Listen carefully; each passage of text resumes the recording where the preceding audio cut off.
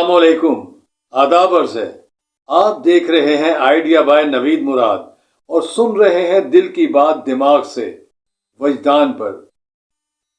بات شروع کرتے ہیں کم از کم وہاں سے جہاں سے ہمارے وطن کا آغاز ہوا 1947 سے۔ تو وہاں جب ہم جاتے ہیں تو ہم دیکھتے ہیں کہ پہلے تو انگریزوں سے ہم آزادی لینے کی کوشش کرتے رہے کہ ان سے ہماری جان چھوٹ جائے، حالانکہ وہ غلامی تو تھی، لیکن یہ کہ نظام زندگی بالکل ٹھیک چل رہا تھا،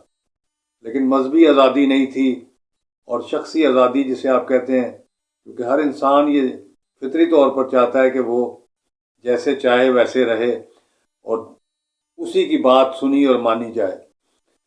تو بہرحال وہ اس وقت جو عوام کا جو عمل دخل تھا وہ اس حد تک تھا کہ انہوں نے قربانیاں دیں، اور قربانیاں دی کہ لے لی گئیں قربانیاں، یعنی کہ راہیں اس طرح سے تھیں کہ راستے بند تھے اور لوگوں کو آنے جانے میں مشکلات تھیں، اور قتل و غارت کروایا گیا، اکسا کر کروایا گیا کہ یہ دشمن ہے۔ سکھوں کو آگے لگایا گیا کہ یہ مسلمان آپ کے دشمن ہیں۔ تو سکھ چونکہ درمیان میں ایک قوم تھی، ہندوؤں اور مسلمانوں کے درمیان میں ایک رہ گئی ہوئی قوم تھی، جو نہ پوری طرح سے مسلمان بنی نہ پوری طرح سے ہندو رہ سکی،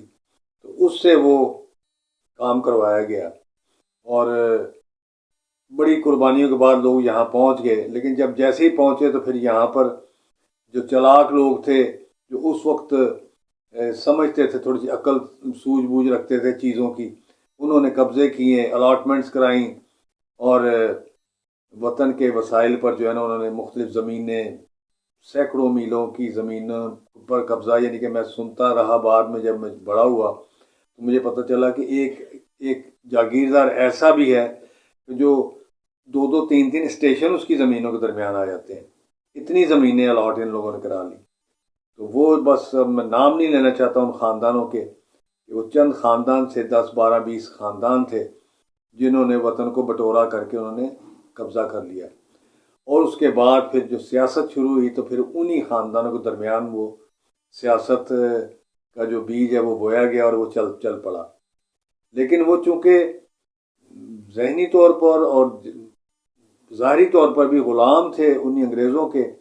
اور انہی سے انہوں نے وہ مراد حاصل کی تھی اور قبضے کیے تھے، تو اس کے بعد پھر وہ سلسلہ انہی کے درمیان میں ہی رہا۔ لیکن یہاں پر یہ میں بڑی حیرانگی سے دیکھتا ہوں کہ یہاں تو یہ سیاستدانوں کا قصور تھا، جو لوگ اس شروع کے بیچ میں جو یہاں پاکستان میں جنہوں نے حکومت میں حصہ لیا، یا پھر ملٹری میں کیا تھا کہ وہ لوگوں کو انسٹال کیا گیا، یا کیسے وہ یعنی کہ بیچ میں ڈالا گیا کہ وہ لوگوں نے ایک مقدمہ سا لگ گیا ان دونوں کا نا، تو ایسے ہی لگا کہ جیسے ہمیں فوج نہیں بچانا ہے اور فوج ہی بچاتی آ رہی ہے۔ لیکن یہ دیکھیں کہ فوج نے درمیان میں 10 11 12 12 سال کے سپیل جو ہیں، 3 4 جو انہوں نے لیے ہیں 70 80 سالوں میں، یعنی کہ آدھا تقریباً وہی بن جاتا ہے، ان کو کیوں قبضے کرنے پڑ گئے؟ اور کیا قبضے کرنے میں انہوں نے چلاکیاں کی یا نالائکیاں تھی جو سیاستدان سو کالڈ سیاستدان سب لوگ بن گئے تھے، کیونکہ ان کے پاس قبضے تھے زمینوں کے اور جائیدادوں کے اور وسائل کے، اور انہوں نے جو عام عوام تھی اس تک تعلیم کی اور علم کی روشنی جو ہے نا وہ بھی، بلکہ تربیت کی روشنی بھی نہیں پہنچنے دی، اور وہی لوگ جو پرانے اپنے اسلوب اور طریقے لے کر چلے تھے تو اس کے مطابق وہ زندگی کو بہتر بسر کرتے تھے۔ یعنی کہ ان کو پتہ تھا، میں بارہا یہ کرتا ہوں بات، کہ تربیت کا بڑا دخل ہے، تعلیم کا اتنا دخل نہیں ہے انسان کی زندگی میں، کیونکہ اس کو جب پتہ ہی نہیں کہ اس نے سونا کس وقت ہے، اٹھنا کس وقت ہے، کھانا کیا ہے، کس وقت کھانا ہے، لوگوں سے کیسے اس نے ادب و آداب سے بات کرنی ہے، جب ان چیزوں کا علم نہیں ہے تو پھر وہ اس کے گمراہ ہونے کے چانسز تو پہلے سے ہی پیدا ہو گیا کہ وہ خود ہی گمراہ ہو گیا، اور آگے سے جو اس نے نسل کو پیدا کرنا ہے وہ بھی کہاں تک اس کا ساتھ دے گی اور وہ بھی گمراہ رہے گی۔ وہاں سے چلتا چلتا میں تھوڑا سا آگے آ جاتا ہوں، یہ کو 1972 73 کی میں بات کرنے لگا ہوں، کہ جب سندھ میں زبان کے معاملے میں لسانی ہنگامے سے، لسان زبان کو ہی کہتے ہیں، تو لسانی ہنگامے اس زمانے میں وہ ہو گئے تھے، اور اس وقت میں مڈل کلاس میں تھا، اور مجھے یاد ہے کہ تقریباً 6 مہینے کے لیے ہمارے سکولز جو ہیں بند ہو گئے تھے سندھ میں صرف، اور وہاں پر لڑائی جھگڑا شروع ہو گیا تھا پنجابی مہاجر اور سندھیوں کے درمیان۔ تو سندھی اور جو تھے پنجابی وہ ایک سائڈ پہ تھے اور مہاجر ایک سائڈ پہ تھے۔ یہاں سے وہ آغاز ہوا اس سیاست کا جو بعد میں مہاجر قومی موومنٹ کی شکل میں برآمد ہوئی، اور اس وقت تک وہ کسی کو نہیں پتا تھا کہ یہ ایسے معاملات پیدا ہو جائیں گے کہ جس میں ملک کا بیڑا غرق ہی کرنے کی طرف یہ چل پڑیں گے۔ تو وہ جو سیاستدان تھے انہوں نے اپنا عمل جاری رکھا اسی طرح سے جیسے وہ ڈرائنگ روم میں بیٹھ کے سیاست کیا کرتے تھے، اور سارے وسائل پر وہ قابض تھے وہ لوگ، وہ بھی جو بھی وہ خاندان تھے جتنے بھی، آج بھی وہ انہی خاندانوں کے بچے، کسی کا بھتیجا، کسی کا بھانجا، کسی کا کچھ، کسی کا کیسے، آگے پیچھے چاچا تایا ماموں پھپھا، سارے وہی لوگ گھوم پھر کر آپ کو مختلف جماعتوں میں ملیں گے، اور ایک ہی خاندان کے لوگ 4 4 جماعتوں میں چلے جاتے ہیں تاکہ کسی ایک کی تو حکومت بنے گی نہ، جس کی بنے گی تو سمجھیں ہمارا خاندان بیچ میں ہی ہے۔ تو وہ لسانی جو ہنگامے تھے وہ زبان کی بنیاد پر جو ہوئے تھے، اس نے بنیاد ڈال دی تھی وہ نفرت کی ایک، کہ اردو بولنے والے جو لوگ تھے بڑے نفیس لوگ، میں ان کے درمیان میں اپنا بڑی زندگی کا ایک 16 17 سال کا وقت گزار کے آیا تھا، اور اسکولنگ اور کالج تک میں وہاں پہنچا تھا، تو وہ بہت نفیس پڑھے لکھے صاف ستھرے لوگ تھے، اور نیٹ کلین ان کی گفتگو ہوتی تھی، یعنی کہ آپ اندازہ لگا لیں کہ میں نے بھی تقریباً 18 20 سال کی عمر تک نہ گالی سنی، نہ گالی کھائی، نہ گالی دی، نہ ہمارے گھر میں کلچر تھا، اور ہمارے والد تو ہاتھ بھی نہیں اٹھاتے تھے۔ تو بڑا یہ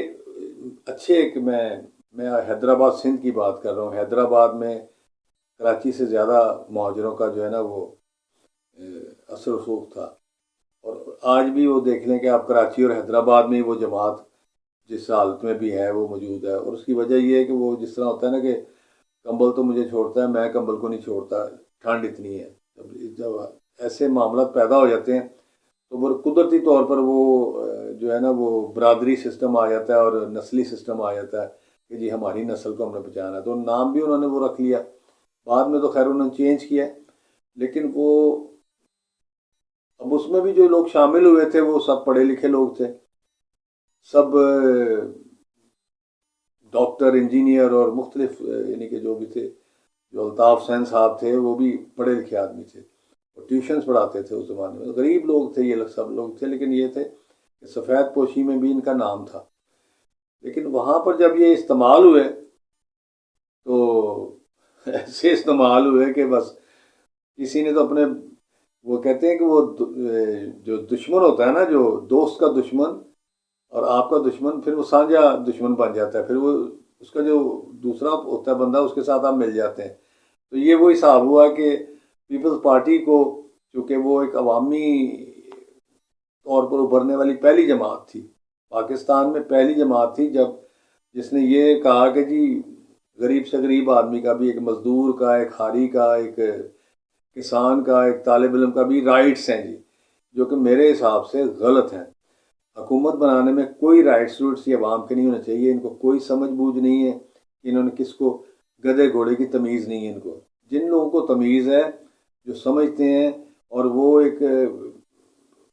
مجلس شورا ٹائپ چیز کام ہونا چاہیے کہ جو سمجھدار لوگ ہیں، جو پڑھے لکھے لوگ ہیں، یا جن کے جو کاروباری لوگ ہیں، ان کی کوئی نمائندگی ہونی چاہیے، اور وہی لوگوں کو لائیں، اور لوگ بھی ایسے آئیں کہ جو اپنی اپنی فیلڈ کے ماہر ہوں۔ یہ نہ ہو کہ کمپیوٹر سائنس کا لیے جو آئی ٹی کے لیے جو وزیر بنے اس کو کمپیوٹر آن کرنا بھی نہ آتا ہو، تو ہوتا تو ایسے ہی ہے نا، پھر عوامی جو آپ لاتے ہیں لوگوں کے ذریعے، وہ تو پیسہ پوسا خرچ کے اور لوگوں کو بریانیاں اور حلوے اور پوڑے کھلا کر وہ لے آتے ہیں، وہ لوگ آگے آ جاتے ہیں، اور وہ پڑھے لکھے بھی نہیں ہوتے، اور وہ جعلی ڈگریاں اور کیا کیا طریقے اختیار کر کے وہ آگے آ جاتے ہیں۔ تو یہ جو بنیاد بنی تھی جو 72 73 میں، پھر وہ 84 تک آتے آتے وہ اس نے جڑیں پکڑ لیں، اور پھر وہ جو تماشے ہم نے دیکھے 1992 تک، ہم نے جو 93 تک ہم نے تماشے دیکھے کہ جو لوگ اس زمانے میں پیدا ہوئے ان کا کیا قصور تھا، جو سن 75 میں پیدا ہوئے اور جوانی انہوں نے دیکھی اس تماشوں میں دیکھی، اور کیا کچھ کرتے رہے یہ لوگ کہ زندہ لاشیں بھی جو تھیں، زندہ لوگوں کو یہ بوریوں بند کر کے ان کو لاشیں بنا دیتے تھے، ہڈیاں پاؤں توڑ دیتے تھے، بہت کچھ ہوا۔ لیکن اس سارے میں بھی پیچھے اسٹیبلشمنٹ جو ہے نا اس نے ان کو ساتھ دیا۔ وہ اس لیے ساتھ دیا کہ پیپلز پارٹی کو دبانا تھا، لیکن پیپلز پارٹی نہ دبی اور وہ جیسی تیسی لنگڑی لولی وہ چلتی رہی آگے تک، اور اسی طرح پھر انجام تو جو ہونا ہے، جو آپ برا کریں گے تو برے کا برا انجام ہوتا ہے، تو پھر ایم کیو ایم کا بھی جو انجام ہوا آخر کار پھر وہ سر سے اتارنے پڑے۔ 92-93 تک وہ تماشے ختم ہوئے، ختم تو نہیں ہوئے، خیر وہ تھوڑا سا نرم پڑ گئے، اور وہ جو پیک تھا 10 سال کا وہ تھوڑا سا ڈاؤن ہوا، اور پھر وہ بھی تھوڑا سا اپنے آپ کو انہوں نے نام بھی تبدیل کیا، متحدہ رکھ لیا نام، تاکہ اس سے شناخت تھوڑی فرق ہو جائے۔ لیکن در پردہ وہ چیزیں چلتی رہیں، اب تک بھی وہ چل رہی ہیں۔ لیکن پھر وہاں سے 94 سے پھر جو ہے ایک نئے صاحب آ گئے، نئے الطاف حسین آ گئے، ٹھیک ہے نا۔ تو لیکن یہ کہ انہوں نے ان کی شہرت اور طرح سے تھی، اور یہ لوگوں میں اپنی جڑیں رکھتے تھے، اور سب سے پہلے جب لوگ سیاست کی طرف آتے ہیں تو وہ چیریٹی کرتے ہیں، یا کوئی وہ عوامی فلاح کے منصوبے کو شروع کر لیتے ہیں اور لوگوں کو پیسے سے بناتے ہیں۔ میں تو کہتا ہوں کہ عوامی فلاح کا منصوبہ تو آپ وہ بنائیں نا جو آپ اپنے پیسوں سے بنائیں، اپنے وسائل سے بنائیں۔ چندہ تو میں بھی اکٹھا کر سکتا ہوں، میں اب جس اسٹیج پہ ہوں تو میں چاہوں تو میں بھی ایک کوئی نام رکھ کے، فاؤنڈیشن کا نام رکھ کے، تو میں بے شمار لوگوں سے پیسہ اکٹھا کر سکتا ہوں، اور پھر اس میں سے 70% میں لگاؤں یا 70% میں کھاؤں، یہ میرے پہ ڈیپینڈ کرتا ہے۔ اور پیسے کی راکھی جو ہے نا، یہ خالہ جی کا گھر نہیں ہے، یہ گلے کی راکھی، جو گلہ ہوتا ہے نا جس میں پیسے ڈالتے ہیں لوگ، اس کے اوپر آپ کسی بھی کو بٹھائیں گے نا تو وہ بڑا مشکل ہو جائے گا اس کے لیے، اس میں سے ضرور وہ تھوڑی بہت ہیرا پھیری کرنے کی کوشش کرے گا، اور وہ بہت 1-2% لوگ ہی ہوں گے جو گلے کی راکھی بھی رکھ لیں، ورنہ وہ مشکل ہو جاتی ہے۔ گلے کی راکھی کوئی نہیں رکھ سکتا، تو اس میں کوئی نہ کوئی کرپشن ہوتی ہے، اور وہ انسان میں نے دیکھا اب تک کہ وہ لوگ کام کرتے کوئی نہیں، یا تو ہے نا کہ چیریٹی کے ساتھ ان کے اپنے بزنس ہیں، اپنا کام کر رہے ہیں، ٹھیک ہے جی ہم تو یہاں سے کما رہے ہیں کھا رہے ہیں، تو یہ چیریٹی جو ہم کر رہے ہیں یا جو ہم فلاح کے منصوبے جو بنا رہے ہیں عوامی، تو اس میں ہم کچھ نہیں کر رہے اور نیٹ کلین ہے۔ لیکن ایسے نہیں ہوتا، یہ لازمی طور پر ہوتا ہے کہ آپ وہاں پر کچھ نہ کچھ وعدہ کاٹا کر رہے ہوتے ہیں۔ تو چلتے چلتے وہاں سے ہم آگے آ جاتے ہیں،